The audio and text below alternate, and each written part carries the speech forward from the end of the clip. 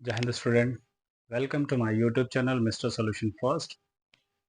Today we discuss about the exercise 2.1. आज हम लोग सॉल्व करेंगे 1 to 10 तक की प्रॉब्लम को और उस 1 to 10 तक के प्रॉब्लम में किस तरीके से सॉल्यूशन फाइंड करते हैं, प्रिंसिपल वैल्यू कैसे निकालते हैं वो देखेंगे। फिर आगे के जो प्रॉब्लम बच जाएंगे उनको हम लोग अगले वीडियो में देखेंगे। ठीक है। सो हम लोग जितने भी बुक में प्रॉब्लम्स हैं उनको 1 to 10 के बीच में क्या करेंगे, सॉल्व करके ऐसे ही हम लोग आगे आगे क्या करते हैं, चलते चले जाएंगे। ठीक है। स्टार्ट करते हैं हम लोग एक्सरसाइज 2.1। तो क्वेश्चन आपको यहाँ पे दिख रहा होगा। क्वेश्चन हमारे पास ये है, क्वेश्चन में पूछ रहा है कि आपसे find the principal value of the following. So आपको जो जो भी फॉलोइंग वैल्यूज दी हुई हैं, जो भी फॉलोइंग प्रॉब्लम्स यहाँ पे आपको 6 दिख रहे होंगे, इन 6 प्रॉब्लम का हमें क्या करना है, प्रिंसिपल वैल्यू निकालनी है। तो पहले हम लोग इन 6 प्रॉब्लम का प्रिंसिपल वैल्यू निकालेंगे। तो पहला क्वेश्चन हमारे पास है साइन इनवर्स। पहला क्वेश्चन यहाँ पे दिख रहा है आपको, साइन इनवर्स -1/2, इसकी प्रिंसिपल वैल्यू निकालनी। सो अगर आपके पास साइन इनवर्स 1/2 दिया हुआ है तो हम लोग जो सॉल्यूशन करेंगे, ध्यान से क्लियरली समझिएगा, शॉर्ट से एकदम ट्रिकली हम लोग सॉल्व करेंगे इसको।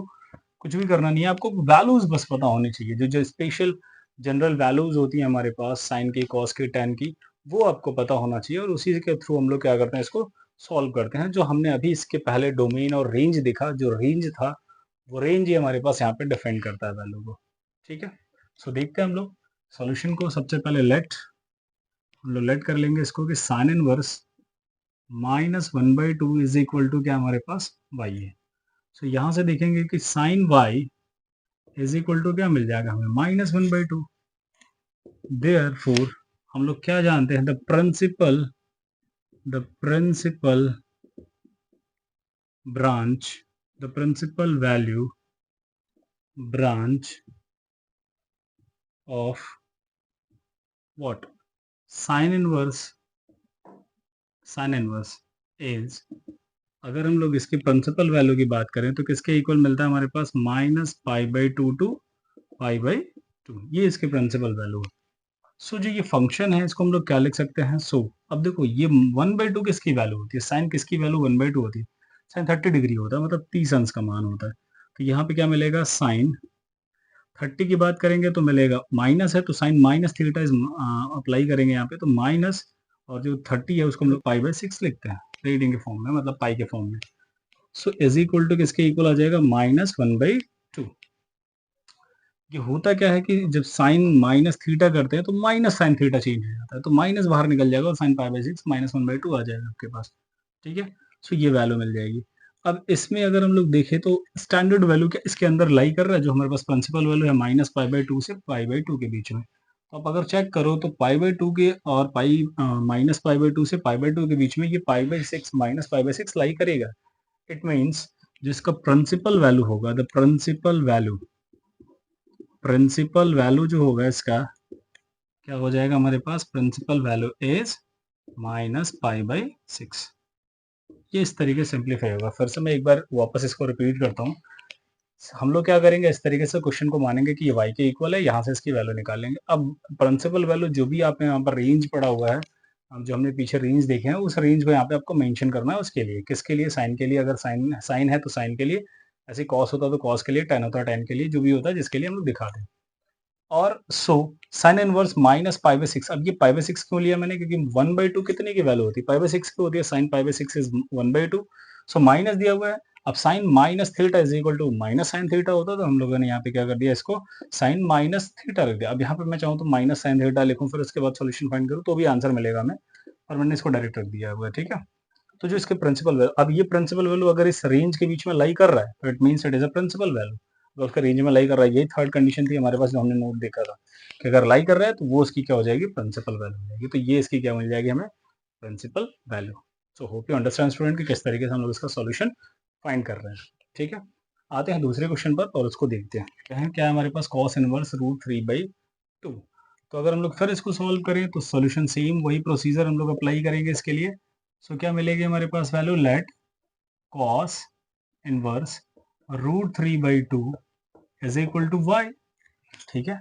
और अगर यहाँ से हम लोग इसको इधर भेज दें तो ये मिल जाएगा cos y is equal to √3/2। ठीक है।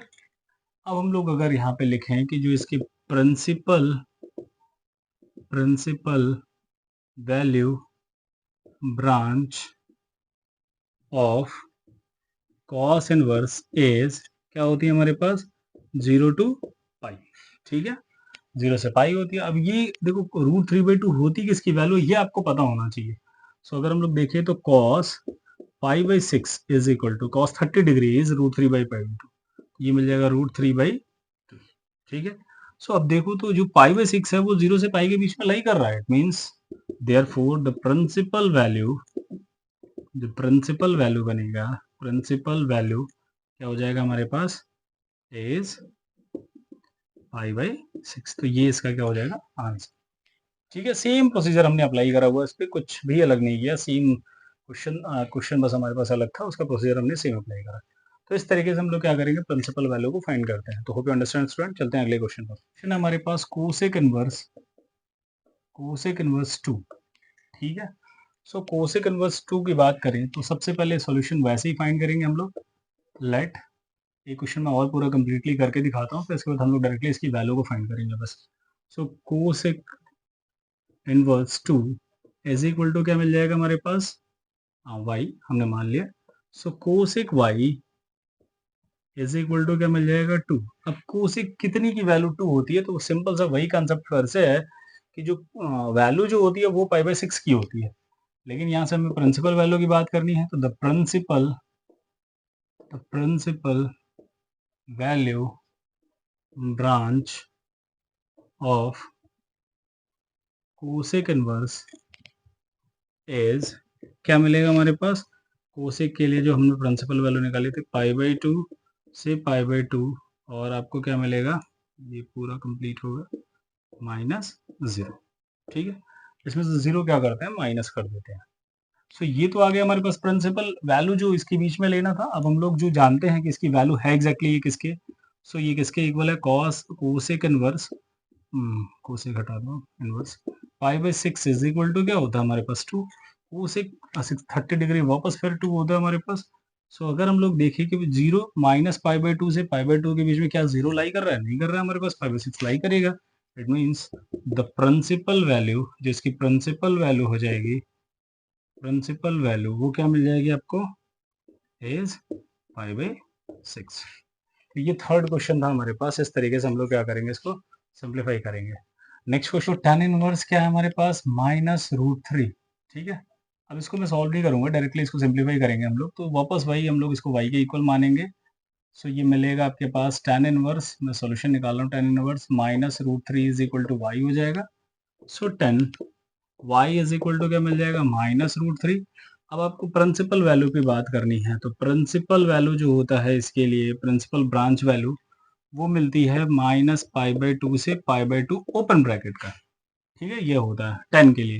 सो अगर हम लोग इसके अब वैल्यू की एग्जैक्टली बात करें, तो इसकी वैल्यू क्या मिलेगी, 10 जो हमारे पास होती है √3 दिया हुआ है, तो √π/3 हो जाएगा हमारे पास।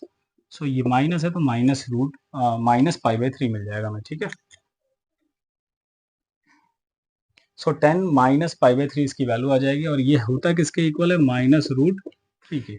अब देखो 10 -θ इज इक्वल टू क्या होता है, -tan θ होता है, तो वैल्यू सही है हमारे पास। तो जो प्रिंसिपल वैल्यू बनेगी इसकी, अब इसके बीच में लाई कर रहा है तो कर रहा है हमारे पास, प्रिंसिपल वैल्यू क्या हो जाएगी हमारे पास, इज -π/3। सो ये इसका क्वेश्चन था नेक्स्ट, ठीक है। सो ये मिल जाएगा हमारे पास -π/3। नेक्स्ट क्वेश्चन की बात -1/2, तो ये मिल जाएगा cos इनवर्स -1/2, ठीक है। So cos inverse -1/2 is equal to y मान लेंगे इसको हम लोग, और फिर फाइंड करेंगे तो cos y is equal to क्या हो जाएगा, -1/2। अब cos -1/2 है तो इसको चाहिए, cos -1/2 किसकी वैल्यू होती है, तो ये हो जाएगा cos, ये आ जाएगा आपके पास cos -π/3। क्यों, क्योंकि cos -θ is equal to -cos θ, तभी ये वैल्यू माइनस में मिलेगी हमें, ठीक है। सो ये आ जाएगा आपके पास cos। अब हम लोग जानते हैं कि cos नेगेटिव नहीं रखते हैं, cos हमेशा पॉजिटिव होता है। सो पाई माइनस इसको π/3 कर देते हैं हम लोग। सो ये वैल्यू हो जाएगी cos 3 pi minus pi upon क्या मिल जाएगा हमें 3। इसको सिंप्लीफाई करेंगे तो कॉस 2 पाई बाई 3 आ जाएगा और ये वैल्यू किसके इक्वल आएगी 1/2 के। ठीक है, so cos 2 pi by 3 is equal to -1/2 आ रहा है हमारे पास। तो देयरफॉर अब चेक करो 2 पाई बाई 3 जो कॉस का फंक्शन था वो कॉस किसके किसके बीच में लाई करता था 0 टू पाई। सो क्या ये 0 टू पाई के बीच में लाई कर रहा है? तो यस कर रहा है। 2 पाई बाई 3 0 के बीच में लाई होगा तो इट मीन्स ये कितना हो जाएगा हमारे पास देयरफॉर द प्रिंसिपल वैल्यू क्या हो जाएगी हमारे पास इसकी principal value is what 2 pi by. ठीक है, सो नेक्स्ट क्वेश्चन हमारे पास है tan इनवर्स -1। फिर वापस वही करेंगे हम लोग let tan inverse -1 is equal to y। So ये 10y इज इक्वल टू क्या मिल जाएगा हमें -1। सो 10 -1 किसकी वैल्यू हो जाएगी? अगर मैं इसको रखूं तो जो इसका 10 का रेंज होता है वो किसके किसके बीच में लाई करता है tan इनवर्स के लिए। तो जो tan इनवर्स होता है वो मिलता है -π/2 से π/2 के बीच में। सो अगर मैं इसके लिए बात करूं तो ये tan इनवर्स अभी बस 10 रख लो। So 10 π/4 is equal to -π/4 is equal to -1 हो जाएगा हमारे पास। ठीक है, सो जो 10 minus theta is equal to -tan theta होता है, सही है हमारे पास। तो देयरफॉर जो प्रिंसिपल वैल्यू बनेगी वो क्या हो जाएगी हमारे पास प्रिंसिपल वैल्यू इज क्या मिल जाएगा हमें -π/4। सो ये 6 क्वेश्चंस थे जिन्हें हमने देख लिया। अब अगला क्वेश्चन देखते हैं। इसमें क्वेश्चन नंबर 7 हम लोग देखते हैं। 7 क्या क्वेश्चन नंबर हमारे पास है? क्वेश्चन नंबर 7 क्या है? sec inverse 2/√3। sec इनवर्स 2/√3 ये है। तो हम लोग इसका सॉल्यूशन लेते हैं। तो लेट फिर वही concept sec inverse 2/√3 is equal to क्या मान लेंगे हम लोग y। सो अगर हमारे पास वैल्यू की बात करें तो sec y is equal to क्या मिल जाएगा y √3 ये आ जाएगा। तो अब हम लोग इसके sec की अगर प्रिंसिपल वैल्यू की बात करें रेंज की बात करें तो क्या होता है sec इनवर्स हमारे पास 0 से पाई हमारे पास वैल्यू वेरी करता है और उसके बाद इसमें से क्या होता है -π/2 हम लोग माइनस कर देते हैं। ठीक है, ये इसका रेंज मिल रहा है। तो अगर इसके बीच में वैल्यू लाई कर रहा है तो हमारे पास मिलेगा। तो अगर हम लोग इसका सॉल्यूशन देख लें सो सेक अगर हम लोग यहाँ सेक की बात करें तो सेक π/6 इज इक्वल टू क्या होता है हमारे पास 2/√3 होता है। सेक 30 डिग्रीज 2/√3 होता है। ठीक है, तो अब ये इसके बीच में लाई करेगा क्योंकि π/2 माइनस कर रहे हैं, यहाँ π/6 आ रहा है तो वैल्यू हमारे पास लाई करेगी। इसका मतलब प्रिंसिपल वैल्यू इसका क्या हो जाएगा हमारे पास प्रिंसिपल वैल्यू किसके इक्वल आ जाएगा हमारे पास इज π/6। ठीक है, सो ये 3 की बात करें तो सेम वही सोल्यूशन फिर से cot inverse √3 is equal to y मान लेंगे हम लोग। तो फिर से ये मिलेगा cot y is equal to what √3। So फिर से cot इनवर्स की अगर हम लोग रेंज की बात करें तो वो किसके बीच में मिलेगा हमारे पास cot है तो ओपन ब्रैकेट बन जाएगा ये 0 टू पाई। ठीक है, और अगर इसके सॉल्यूशन की बात करें सो इसका जो सॉल्यूशन मिलेगा वो cot π/6 मिल जाएगा और ये होगा √3 के इक्वल। देयरफॉर 0 π/6 के बीच में लाई कर रहा है तो जो प्रिंसिपल वैल्यू हो जाएगी इसकी वो किसके इक्वल आ जाएगी हमारे पास प्रिंसिपल वैल्यू इज π/6। सो ये 8th क्वेश्चन का सॉल्यूशन हो जाएगा। ठीक है, नेक्स्ट क्वेश्चन पे आते हैं। cos inverse -1/√2। ठीक है, सो cos इनवर्स वापस भाई लेट करेंगे cos inverse -1/√2 is equal to क्या मान लेंगे y। So cos y is equal to किसके इक्वल आ जाएगा हमारे पास -1/√2। सो cos के अगर cos इनवर्स के अगर हम सो किसके इक्वल आ जाएगा हमारे पास रेंज की बात 0 से पाई के बीच में। ठीक है, इसके बीच में मिल जाएगा। सो अगर इसकी वैल्यू की बात करें तो cos y या cos -π/4 आ जाएगा ये और इज इक्वल टू -1/√2 मिल जाएगा। तो इसको चेंज करना पड़ेगा आपको। सो ये अप्लाई करेगा cos पाई माइनस π/4। सो ये किसके इक्वल आ जाएगा cos 3 पाई माइनस पाई करेंगे तो 4 पाई माइनस पाई करेंगे तो 3 पाई आ जाएगा और ये मिल जाएगा 1/√2। अब अगर लाई कराओ तो 3π/4 क्या 0 से पाई के बीच में लाई कर रहा है? लाई कर रहा है। देयरफॉर जो इसकी प्रिंसिपल वैल्यू होगी वो किसके बीच में आ जाएगी हमारे पास? प्रिंसिपल वैल्यू क्या आ जाएगा हमारे पास? What is 3π/4। ठीक है, सो ये हमारे पास 9 क्वेश्चन था। Cosec inverse -√2,